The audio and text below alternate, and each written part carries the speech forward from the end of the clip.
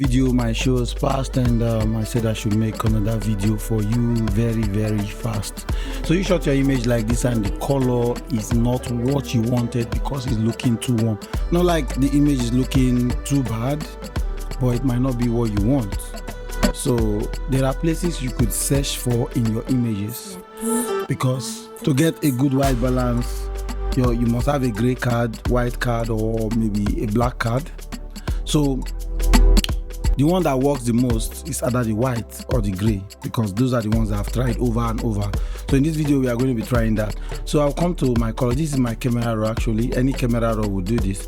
You come here, you click on the eyedropper tool. Now this image was shot in 6200. So let's first of all try the black. So we'll click on the black.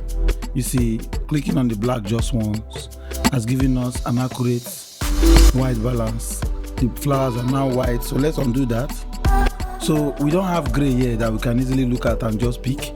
So the next option we want to go for is white. So let's try white from the flower. So once you click it, you get almost the same. Yeah, also white here, but this white probably is not the white that we're looking at. The flowers are white. So with this option alone, you can easily just get a good white balance on your images. It doesn't matter what kind of images, your weddings, or if you don't have any of those options, you can actually, let's reset this. If you don't have any of those options, you can notice that the image is too yellow. All you have to do is bring down the white balance, the temperature. Once you bring it up to the point where you're satisfied, then you leave it there. Make sure your black is looking black, not to be looking bluish. No. So you keep it around here. Around here, you notice that the dress is looking, the black is looking black, and that is what you want.